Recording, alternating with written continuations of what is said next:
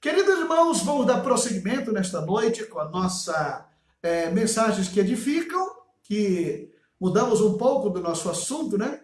Estamos voltando às nossas mensagens que edificam, e hoje nós vamos fazer uma ligeira reflexão sobre o abismo entre o rico e Lázaro.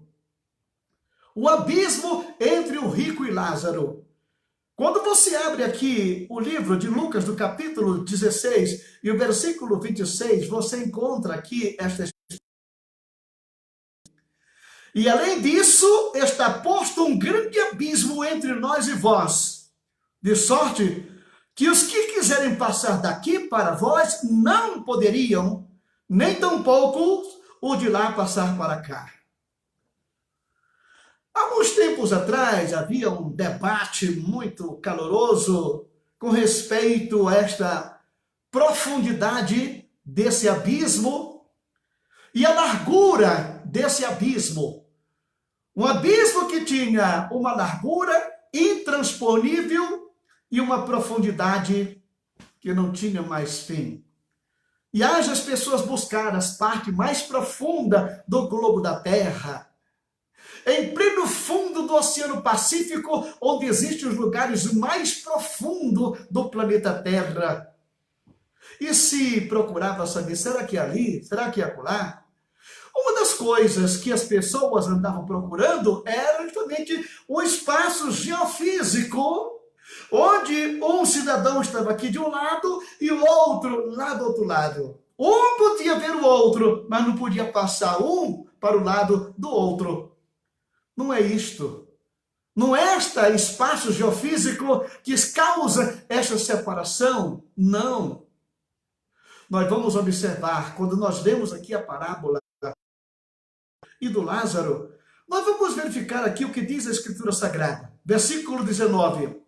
Ora, havia um rico e vestia-se de púrpura e de linho finíssimo e vivia todos os dias, regaladamente, esplendidamente. Havia também um certo mendigo chamado Lázaro, que jazia, cheio de chagas, à porta daquele.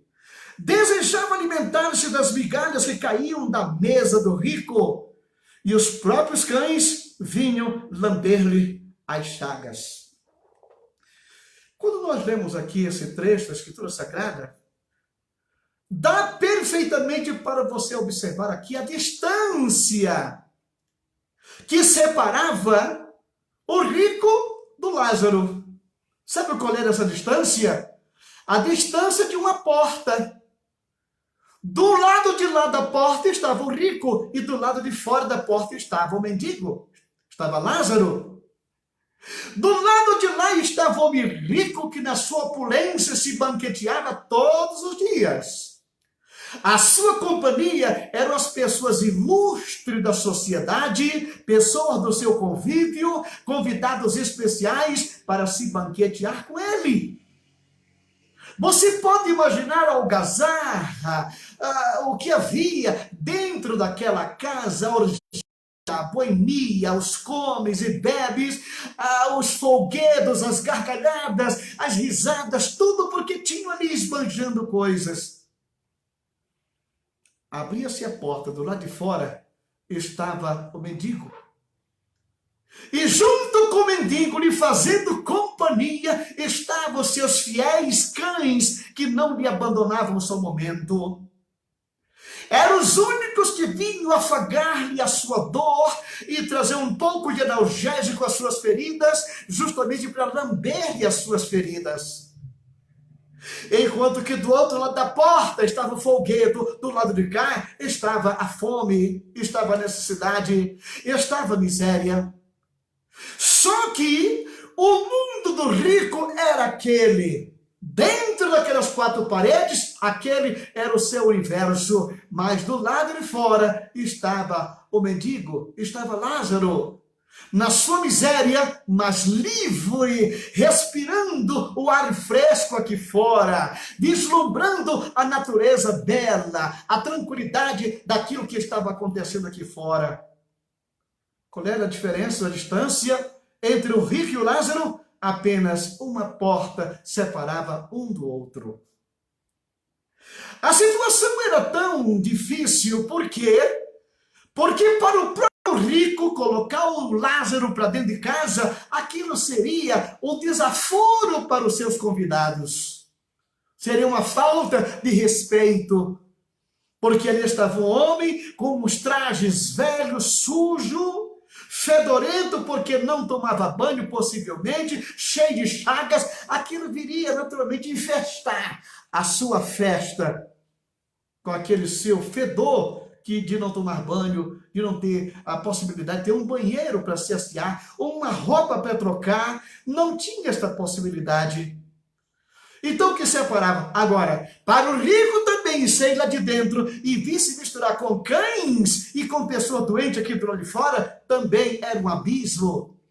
Este é o grande abismo que, infelizmente, nós encontramos ainda hoje em nossa sociedade. Homens ricos, na sua opulência, na sua grandeza, desfrutando do bom e do melhor, enquanto que ali do lado de fora estão aqueles que estão na extrema miséria.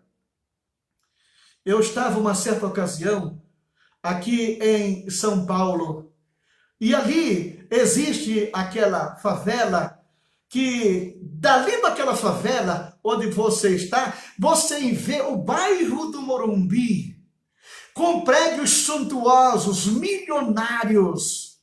E enquanto a pobreza, as pessoas que estão ali vivendo o seu dia a dia, sujeita à violência, sujeita à bebida, sujeita a algazarra, sujeito às coisas que o mundo oferece, as drogas e outras coisas mais, e quando você olha para o outro lado da rua, lá está as mansões, os grandes edifícios ali do Morumbi. Esse contraste que nós estamos verificando no mundo em que vivemos é justamente isto que separa justamente o rico do pobre, o que tem do que não tem. Aquele que tem, meu filho, tendo para ele e para toda a sua família, o resto que se lixe, enquanto aqui fora estão aquelas pessoas pedindo misericórdia, pedindo um aumento de salário, pedindo uma ajuda para pagar pelo menos a sua conta de luz, enquanto lá do outro lado estão aqueles que estão do alto escalão do governo se banqueteando com lagosta e pratos finos, uísque importado, vinhos não sei de onde. Esse é o contraste que nós encontramos hoje aqui no mundo. Porém, amados irmãos, uma das coisas que nós podemos observar é que a vida, ela não dura para sempre. A vida aqui neste mundo, ela é passageira. Cedo ou tarde, a morte vai bater na porta. E é justamente o que nós precisamos observar. E diz aqui o versículo 22, e aconteceu que o mendigo morreu. Morreu. E quando ele morre, suas dores, seus lamentos, seus sofrimentos, isso tudo fica naquele monte de roupa velha que ele deixou ali na porta da casa daquele rico. Então aconteceu que o mendigo morreu. Agora, a história aqui é a seguinte, e foi levado pelos anjos para o seio de Abraão. Levado pelos anjos para o seio de Abraão. Aquele homem que o rico não podia tocar nele porque fedia, aquele homem que o rico não podia se misturar com ele porque era incompatibilidade com o seu grau de cultura e da sociedade, aquele homem que os cães lhe lambiam as úlceras, de repente os anjos chegam, abraçam, seguram e levam-no ao seio de Abraão. Lugar que ele jamais pensou que um dia ele pudesse estar presente ali. Porque havia a cultura da época de que quem está na pobreza é porque é amaldiçoado que nem Deus quer. Deus quer o rico e da classe alta, mas do outro lado da vida a coisa é o inverso. Aqueles anjos que estavam ali ao lado de Lázaro, daquele mendigo, De repente ele morre e ele estava esperando isto. Porque diz a Bíblia que eles estavam ali e pegaram Lázaro e levaram para o seio de Abraão. Morreu também o rico, diz aqui a Bíblia, e foi sepultado. Foi sepultado. E que sepultamento? Sepultamento de gente rica é granfino. O caixão só falta ser de ouro. Porque a riqueza, ela pode comprar um lindo mausoléu, um lindo caixão, um bom sistema mortuário, pode perfeitamente fazer tudo isso. E leva até onde? Até a porta do sepulcro. E foi sepultado. E foi sepultado. E diz aqui a Bíblia, e no inferno ergueu os olhos estando em tormento e viu ao longe Abraão e Lázaro no seu seio, e clamando disse, Pai Abraão, tem misericórdia. Um momento por cima disso, porque na realidade, o que acontece nesse período aqui, é que aquele homem que se regalava, que tinha de tudo do bom e do melhor, agora está numa tormenta tremenda, clamando por uma gota d'água. Coisa que eles manjavam nas rodadas, nas bebidas, nas noitadas, tudo muito bem, agora está lhe pedindo um pouco d'água. E quem que ele quer que vai lhe servir? Lázaro. Como a coisa muda do outro lado da vida. Como a coisa é diferente. Como é que Deus, ele sabe como agir nesse mundo. E que forma. Agora, o que nós observamos aqui é que ele declara no versículo 26, não podemos fazer nada. Sabe por quê, mano? Porque, além disso, está posto aqui um abismo entre nós e vós. De sorte que os que quiserem passar daqui para vós, não podem, nem tampouco de lá passar para cá. Não tem como. Não tem forma. Mas, Pai Abraão, como é que Lázaro foi parar aí deste lado? E por que eu não posso ir também para este outro lado? Por que este abismo que está aqui me impede de chegar aí? Como eu disse para você, irmão querido, o que separava o rico do Lázaro não é algo físico, não é nada geofísico, absolutamente não. O que é que nós podemos observar? Irmãos queridos, infelizmente nós estamos aqui com um problema técnico, né? Mas vamos dar continuidade aqui, porque nosso celular aqui está parado, mas vamos ver se alguém pode nos informar, se temos alguém assistindo, se estão observando isso direitinho aí, né? Muito bem, mas vamos prosseguir. Então, o que é que nós encontramos aqui? Não é um espaço geofísico que nos separa um do outro, absolutamente não. O que nós podemos observar aqui com toda clareza, o que é que acontece na esfera espiritual para que haja esse abismo. Por que o rico não pode chegar lá? Não é que ele foi para o lugar de tormento porque ele é rico. Não é isto. Não foi isto que deixou ele do lado de cá. Não. Absolutamente não. Mas o que foi, pastor Jorge? O que foi que aconteceu que deixou o rico do lado de cá? A resposta que o Senhor Jesus Cristo nos dá encontra-se justamente no Evangelho que escreveu São João, capítulo 3. Quando Nicodemos foi naquela noite falar com Jesus, e naquele momento, daquela conversa, finalmente, não sei depois quais foram as perguntas que Nicodemos fez para Jesus, nós sabemos que a resposta final de Jesus para Nicodemos foi: Nicodemos, aquele que não nascer de novo não pode entrar. Aquele que não nascer de novo não pode ver o reino de Deus. Não existe possibilidade. Por quê? Porque não é com este corpo físico que você vai chegar lá. Não é através simplesmente da sua alma que você vai chegar lá. O que Jesus Cristo disse para Nicodemos praticamente sela a resposta a esta questão: aquele que não nascer de novo não pode entrar. Então o homem, para poder chegar do outro lado, ele tem que experimentar o novo nascimento. Aí você pergunta mais uma vez, pastor Jorge, e o que significa nascer de novo? O que é o novo nascimento? Como é que se nasce de novo? Você já pôde observar na carta aos Tessalonicenses, capítulo 5, quando o apóstolo São Paulo ele fala que o homem ele tem três componentes: espírito, alma e corpo. Espírito, alma e corpo. A alma é isso aqui. O corpo e o espírito é o seu homem interior. Você, com a sua alma, pode entrar em contato com este mundo, com as pessoas, através do corpo. Mas a sua alma, para poder ver o outro lado da vida, para poder ver Deus, para poder ver a sua glória, para poder ver o seio de Abraão, ela não faz pelo intelecto nem pelo corpo, ela faz através do seu espírito. Mas esse está morto.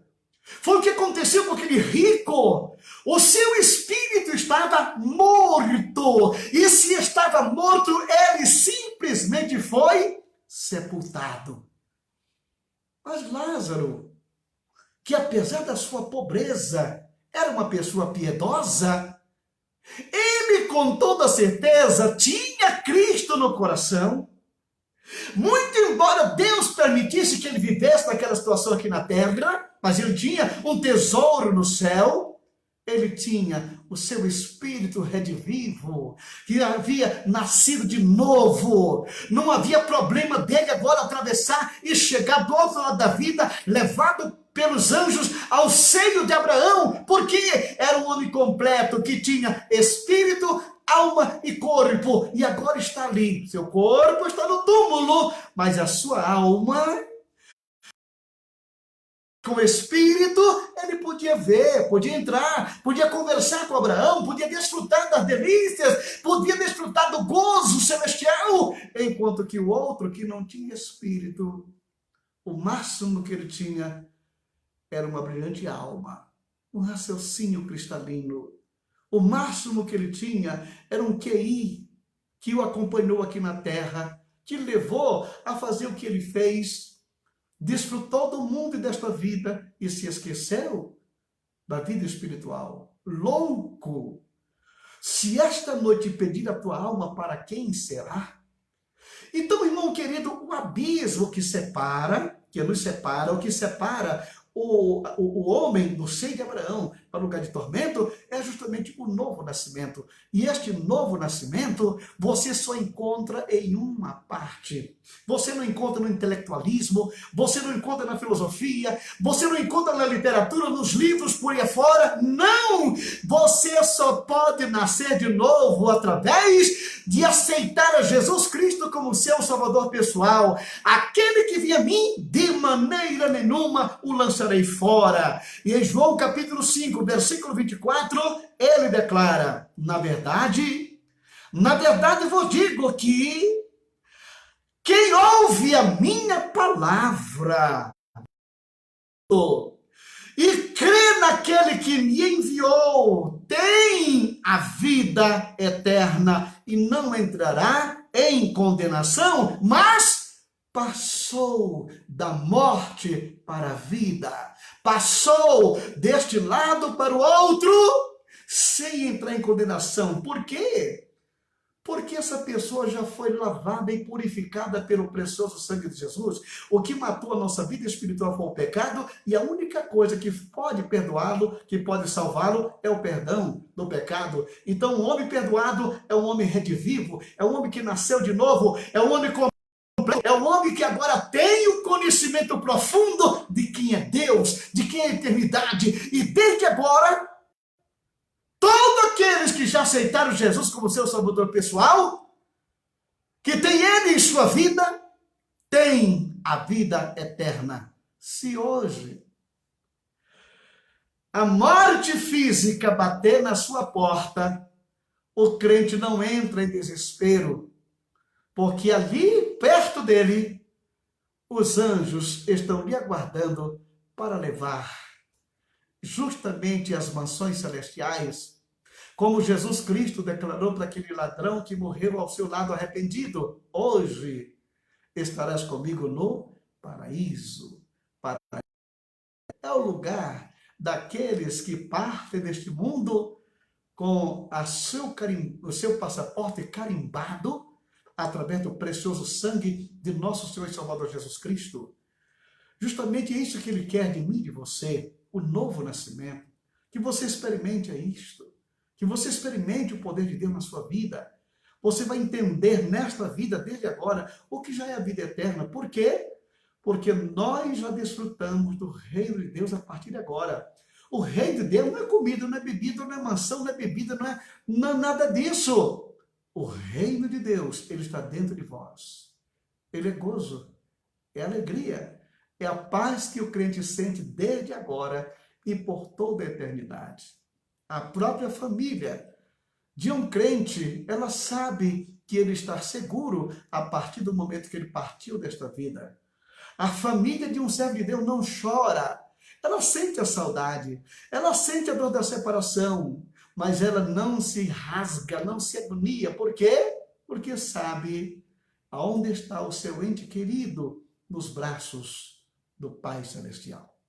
Portanto, fique com esta palavra hoje, que Deus nos abençoe e fortaleça cada vez mais a nossa vida e que você possa entender que não é uma divisão geofísica que nos separa um do outro, não é nada disso aqui de profundidade ou de largura, não. Aqui está a barreira, o abismo espiritual. Aquele que não nasceu de novo ainda não pode passar para o lado de cá. Está entendendo? Ele não pode, não existe, porque você só pode ver o outro lado. É como, por exemplo, alguém que está cego e quer enxergar. Não tem como, né? Agora, se ele fizer um transplante de córnea, se ele fizer um transplante na sua visão, ele pode voltar a ver. Assim também, a pessoa sem Deus, ela é cega, ela não enxerga.